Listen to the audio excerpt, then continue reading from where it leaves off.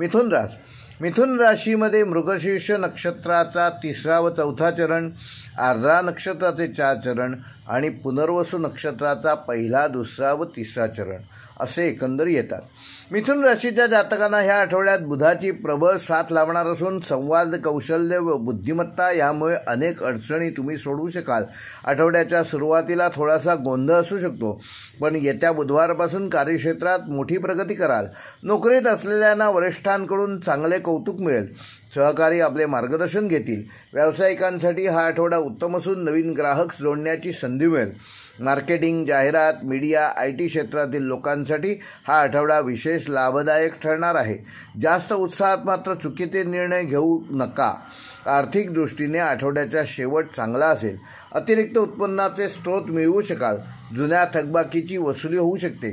तरीही अनावश्यक खर्च टाळा. कौटुंबिक जीवनात संवादाच्या अभावामुळे गैरसमज निर्माण होणार नाहीत याची योग्य ती काळजी घ्या. संयमाने व समजूतदारपणाने वागल्यास संबंध चांगले प्रस्थापित करू शकाल.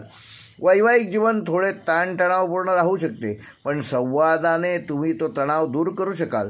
प्रेमसंबंधात एखादी आनंद वार्ता कळू शकते. आरोग्याच्या दृष्टीने हा आठवडा मिथुन राशीच्या जातकांना संमिश्र स्वरूपाचा असणार असून थकवा, खोकला व घशासंबंधी त्रास या आठवड्यात तुम्हाला उद्भवू शकतो. तेव्हा त्याबाबत योग्य ती काळजी घ्या. वेळेस डॉक्टरांचा सल्ला घ्या. प्रवास करताना काळजी घ्या. पचनासंबंधी त्रास टाळण्यासाठी हलका व सत्वयुक्त आहार घ्या. विद्यार्थ्यांसाठी हा काळ उत्कृष्ट असणार असून विशेषतः लेखन, पत्रकारिता, कम्युनिकेशन, संगणक व भाषा अभ्यास करणाऱ्यांना हा काळ चांगला असणार आहे. मिथुन राशीसाठी या आठवड्याचा शुभ अंक आहे 5 व 7. शुभ रंग आहे पिवळा व हिरवा. शुभवार आहे बुधवार व शनिवार.